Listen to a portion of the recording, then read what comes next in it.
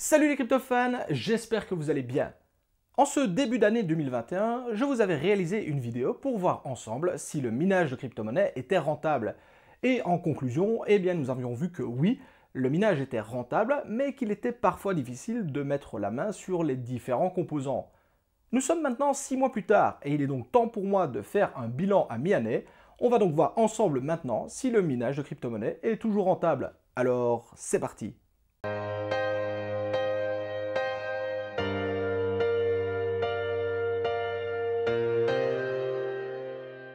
La première chose que je constate, c'est que depuis la sortie de la vidéo, pas mal de choses ont changé, avec en premier lieu le prix des différentes crypto-monnaies. Fini l'Ether à 600 euros qui en faisait rêver, et également le Bitcoin à 22 000 euros qui en ferait pâlir plus d'un. Mais également le prix des différents composants et donc des cartes graphiques avec des RTX 3060 Ti à moins de 520 euros et surtout des 3080 sous la barre des 1000 euros. Mais c'est pas tout, la palme revient clairement aux ASIC de minage Bitcoin, les fameux Antminer, que l'on pouvait retrouver à l'époque à moins de 5000 euros alors que leur prix était déjà en hausse. Maintenant, mettre la main sur un ASIC revient limite à du miracle et en plus, vous allez probablement raquer 15 000 euros pour en obtenir un. Bonjour la marge de progression. Par contre, en fin de vidéo, j'indiquais à titre préventif qu'il était impossible de savoir à l'avance si la rentabilité allait se maintenir haute ou si elle allait tout simplement baisser. Eh bien, 6 mois plus tard, fort est de constater que la rentabilité est restée élevée, voire même par moments très élevée, notamment due à l'explosion des frais de transaction sur Ethereum. D'ailleurs, j'ai pas mal de mineurs qui se sont lancés en janvier 2021 grâce à mes vidéos et qui m'indiquent maintenant depuis plusieurs semaines avoir rentabilisé la totalité de leur investissement. Ils sont donc pour le moment en pur bénéfice. Je voudrais d'ailleurs profiter de cette vidéo pour les mettre à l'honneur et les féliciter. Ils ont fait un très gros pari risqué à l'époque qui s'est montré payant. En effet, à ce moment-là, personne n'aurait pu dire qu'en 4 ou 5 mois, les machines allaient être rentabilisées et qu'à partir de maintenant, ce serait la Dolce Vita. Donc félicitations à vous et profitez-en, le meilleur reste à venir. Voilà donc un premier bilan global de la situation passée et il est maintenant temps de voir ensemble quelle est la situation actuelle. Comme pour la précédente vidéo, je vais diviser celle-ci en deux parties avec d'un côté le minage GPU et de l'autre le minage ASIC. Commençons donc directement avec le minage GPU. Dans la vidéo précédente, je vous ai séparé l'ancienne de la nouvelle génération car celle-ci venait juste de sortir. Fort est de constater que 6 mois plus tard, la nouvelle génération se fait toujours aussi rare sur les étals des revendeurs. Et pour les cartes d'ancienne génération, malheureusement c'est pareil. La très forte rentabilité du minage des derniers mois a épuisé pas mal les stocks, si bien que même trouver une carte de 2 générations précédentes est très compliqué. Je vais donc reprendre mon précédent tableau et actualiser celui-ci avec les valeurs du moment. Je vous laisse toujours l'ancienne version pour pouvoir comparer. Au niveau des changements de table, comme expliqué en début de vidéo, le prix des cartes a méchamment augmenté, si bien que monter un rig maintenant demande un budget 2 fois supérieur pour obtenir la même puissance de minage. Il est devenu quasi impossible de monter une petite machine à pas cher, sous la barre des 1000 euros, mais il faudra directement aligner les zéros sur le chéquier pour pouvoir en profiter. Au niveau de la puissance développée par les cartes, celle-ci est légèrement supérieure car les logiciels de minage ont été optimisés et permettent de tirer plus de puissance d'une même carte. Pareil pour la consommation qui a été légèrement réduite. Cela va donc dans le sens d'une optimisation de la rentabilité du minage. Mais pour cette vidéo, j'ai conservé les mêmes puissances et consos pour avoir une base de comparaison possible entre janvier et juin 2021. Le rapport performance-watt ne change donc pas et c'est surtout la colonne suivante qui nous intéresse. Au moment du tournage de la vidéo, nous sommes le 26 mai 2021 et le prix de l'Ether est de plus ou moins 2300 euros. Et ici, il y a un gros changement par rapport à janvier. En effet, le prix de l'Ether a fait pratiquement x4, par contre, le gain réalisé en Ether n'a été divisé que par 2. Preuve supplémentaire que malgré l'emballement du marché, le nombre de nouveaux mineurs sur le réseau reste limité. Vous empochez donc 2 fois moins d'Ether par mois, mais leur prix est 4 fois supérieur. La rentabilité a donc presque doublé. Pour la colonne tarif électrique, celle-ci est identique, vu qu'ici, rien ne change entre janvier et juin 2021. Par contre, pour la dernière colonne indiquant votre gain réel par mois électricité déduite, celle-ci a également doublé. Et une même carte vous rapporte maintenant 2 fois plus d'euros par mois qu'il y a 6 mois. La contrepartie, c'est qu'en crypto-monnaie pure, vous allez en emmagasiner 2 fois moins. Quelles sont donc les premières conclusions ?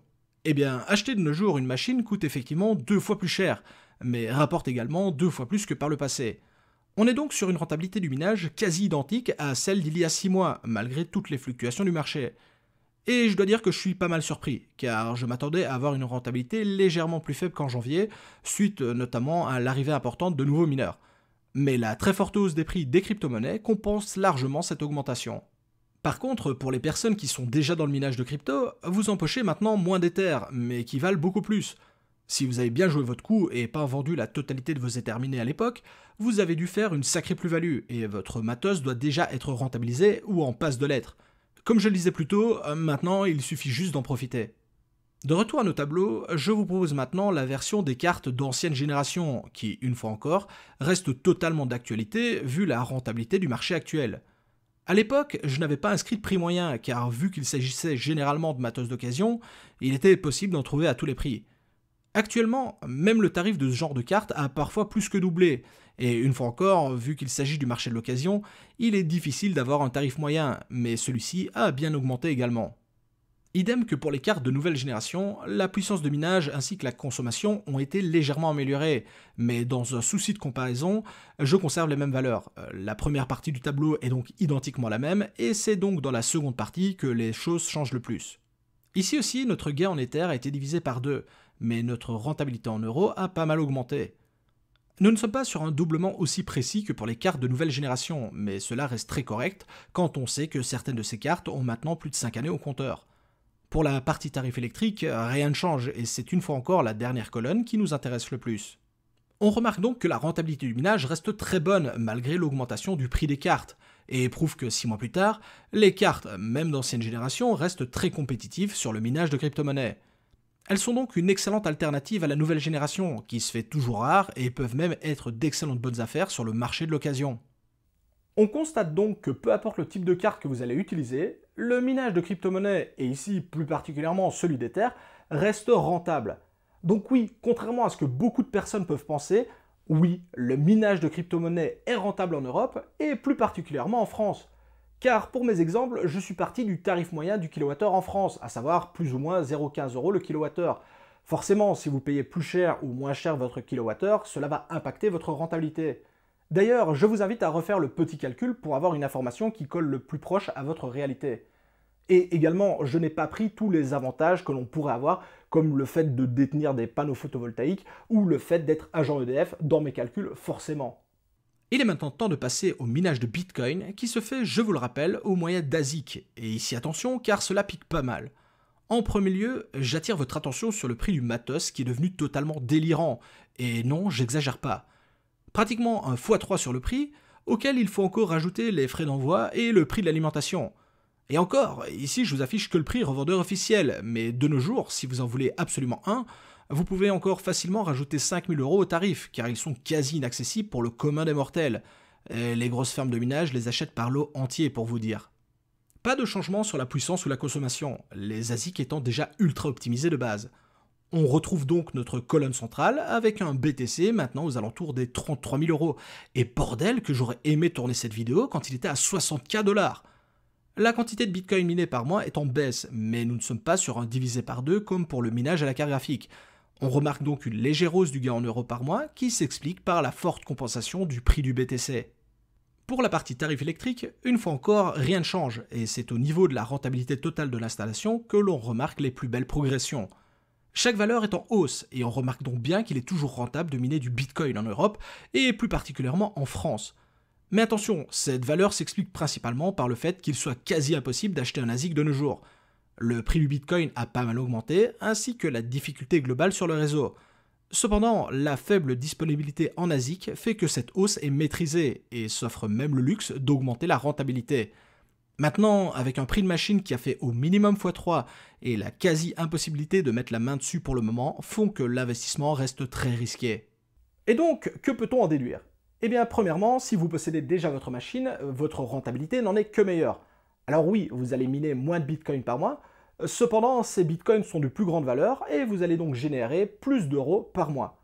Mais attention cependant, si même vous aviez acheté votre machine en janvier 2021, au moment où celle-ci était au tarif le plus bas, eh bien actuellement, vous ne seriez qu'à mi-parcours de la rentabilisation de celle-ci.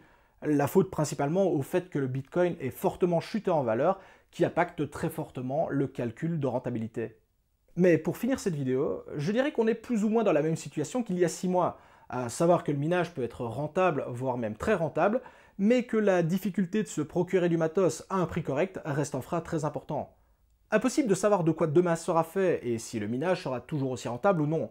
La seule chose que je peux dire, c'est que pour les personnes qui se sont lancées il y a 6 mois, ça a été un excellent investissement et félicitations à eux. Mieux encore pour toutes ces personnes qui me suivent depuis des années et qui minent donc déjà depuis des années.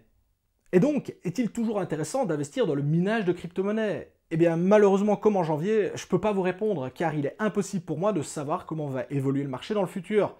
La seule chose que je peux vous dire, c'est qu'à un moment donné, il faudra bien faire le grand saut sans filet, et voir un petit peu comment les choses évoluent.